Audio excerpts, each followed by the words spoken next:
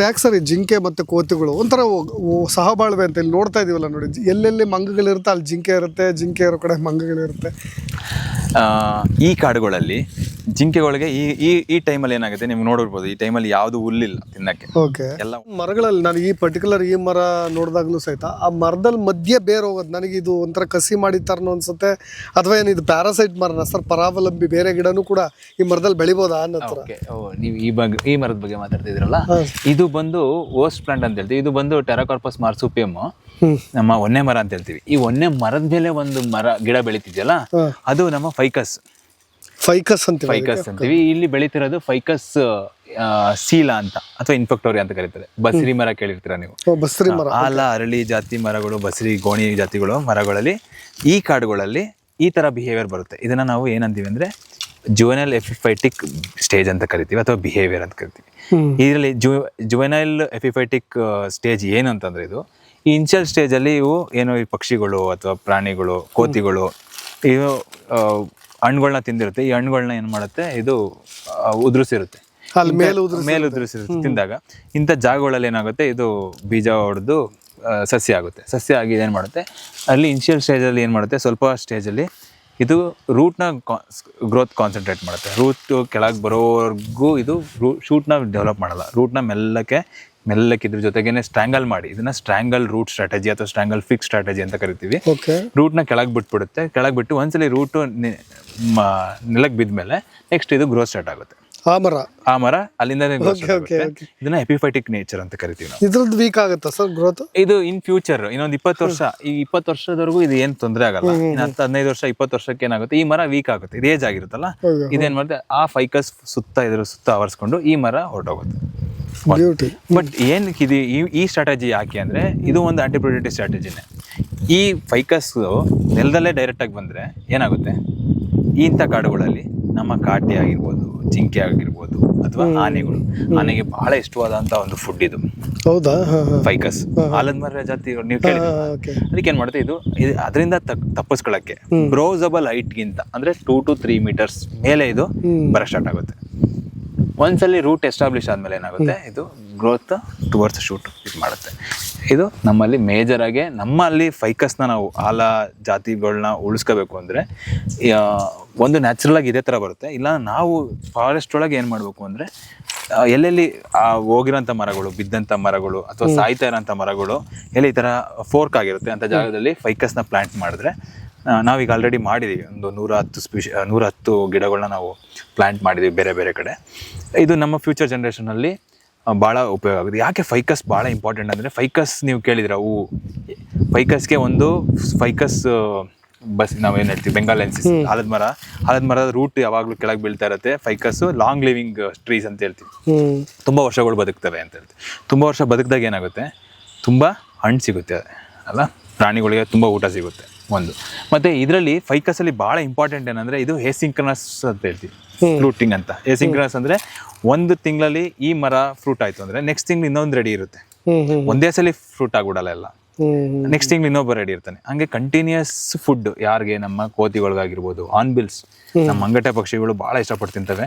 ನಾವು ರೆಕಾರ್ಡು ಮಾಡಿದ್ದೀವಿ 18 species of birds ಈ ಫೈಕಸ್ ಸ್ಪೀಶೀಸ್. ಫೈಕಸ್ ಮೈಸೂರೆನ್ಸಿಸ್ ಅಂತ ಇದೆ, ಮತ್ತೆ ಫೈಕಸ್ ಗ್ಲಾಮರೇಟಾ, ಈ ಸ್ಪೀಶೀಸ್ ಬಂದು ತಿಂತವೆ ನಮ್ಮಲ್ಲಿ. ಮತ್ತೆ ಬ್ಯಾಟ್ಸ್ಗಳು, ನಮ್ಮ ಬಾವಲಿಗಳು ಆಗಿರ್ಬೋದು, ಮತ್ತೆ ಕೆಂದಳಿಲ್ಗಳಾಗಿರ್ಬೋದು, ಆರೋ ಬೆಕ್ಗಳಾಗಿರ್ಬೋದು, ಇದನ್ನೆಲ್ಲ ತಿನ್ನುತ್ತೆ.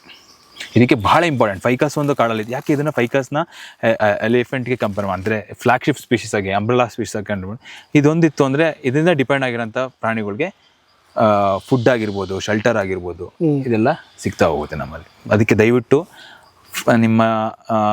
ನಿಮ್ಮ ಜುರಿಸ್ಡಿಕ್ಷನಲ್ಲಿ ಅಥವಾ ನಿಮ್ಮ ಜಾಗಗಳಲ್ಲಿ ಎಲ್ಲರ ಜಾಗ ಇದೆ ಅಂತಂದರೆ ಫೈಕಸ್ನ ಅಂದರೆ ಆಲ ಜಾತಿ ಮರಗಳನ್ನ ನೀವು ಬೆಳೆಸಲಿಕ್ಕೆ ಮತ್ತು ಪ್ರಮೋಟ್ ಮಾಡಲಿಕ್ಕೆ ಸಹಕಾರ ಮಾಡಿ. ಸೊ ಭಾಳ ಕಲರ್ ವೇರಿಯೇಷನ್ ಮರಗಳಲ್ಲಿ ನೋಡಿದ್ದೀವಿ ನಾವು. ಯಾಕೆಂದರೆ ಎಲೆಗಳಲ್ಲೇ green universal colour okay, but ಕೆಲವೊಂದು ಮರಗಳು ಮಾತ್ರ ಈ ಥರದ ಕಲರ್ ನಾವು ನೋಡ್ತೀವಿ ಸರ್. ಇದು ಯಾಕೆ, ಅದು ಮರದ ವಿಶೇಷತೆ ಏನು, ಯಾಕೆ ಆ ಕಲರ್ ಆಗುತ್ತೆ ಅಂತ ಒಂದು ಇಂಟ್ರೆಸ್ಟಿಂಗ್ ಅಷ್ಟೇ ಸರ್. ಈ ಬಿಹೇವಿಯರ್ನ ನೀವು ಸುತ್ತ ನೋಡ್ಬೋದು. ಎಲ್ಲ ಇದು ಒಣಗಿದೆ ಇವಾಗ, ಈ ಒಣಗಿದೆ, ಕೆಲವೊಂದು ಮಾತ್ರ ಚಿಗುರುತ್ತಾ ಇದೆ. ಈ ಒಣಗಿದ್ದಾಗ ಈ ಬಿಹೇವಿಯರ್ ಏನಾಗುತ್ತೆ ಅಂದ್ರೆ ಈ ಎಲೆಗಳು ಒಣಗಿರೋ ಎಲೆಗಳ ತರ ಅಪಿಯರ್ ಆಗುತ್ತೆ, ಬರುತ್ತೆ. ಹೊಸ ಎಲೆಗಳೇ ಒಣಗಿರೋ ಎಲೆಗಳ ತರ ಬರುತ್ತೆ. ಇದು ನಾನು ಕ್ರಿಪ್ಸಿಸ್ ಅಥವಾ ಕ್ರಿಪ್ಟಿಕ್ ಬಿಹೇವಿಯರ್ ಅಂತ ಹೇಳ್ತೀವಿ, ಅಥವಾ ಮಿಮಿಕಿಂಗ್ ಬಿಹೇವಿಯರ್ ಅಂತ ಹೇಳ್ತೀವಿ. ಯಾಕೆ ಈ ಬಿಹೇವಿಯರ್ ಆಗುತ್ತೆ ಅಂದ್ರೆ ಇದೊಂಥರ ಆಂಟಿ ಪ್ರಿಡೇಟರಿ ಸ್ಟ್ರಾಟಜಿ ಅಂತಾನೆ ಹೇಳ್ಬೋದು. ಇದ್ರಲ್ಲಿ ಮೇನ್ ಏನಾಗುತ್ತೆ ಅಂದ್ರೆ ಇದನ್ನ ತಿನ್ನೋಂಥ ಲಂಗೂರ್ಸ್ಗಳಿರ್ಬೋದು, ನಮ್ಮಲ್ಲಿ ಬಾನೆಟ್ ಮಕಾಕ್ಸ್ಗಳಿರ್ಬೋದು, ಅಥವಾ ತುಂಬ ಇನ್ಸೆಕ್ಟ್ಸ್ಗಳು ಇದನ್ನ ತಿನ್ನುತ್ತೆ, ಪಾಲಿಫರಸ್ ಇನ್ಸೆಕ್ಟ್ಸ್ ಅಂತ ಹೇಳ್ತೀವಿ. ಪ್ಲಸ್ ಇದನ್ನ ತಿನ್ನೋಂಥ ಬೇರೆ ಬೇರೆ ಪ್ರಾಣಿಗಳಿಗೆ ಏನಾಗುತ್ತೆ, ಇದನ್ನ ನಾವು ತಿನ್ನಂಗಿಲ್ಲ, ಇದು ಒಣಗಿದೆ ಆ ಥರ ಒಂದು ಫೀಲ್ನ ಕೊಡುತ್ತೆ. ಇದ್ದಾಗ ಇದು ಒಣಗಿರೋಂಥ ಎಲೆಗಳನ್ನ ಯಾವುದು ಇನ್ಸೆಕ್ಟ್ಸ್ಗಳಾಗ್ಲಿ ಅಥವಾ ಯಾವುದೇ ಪ್ರಾಣಿಗಳು ತಿನ್ನಕ್ಕೆ ಇಷ್ಟಪಡಲ್ಲ.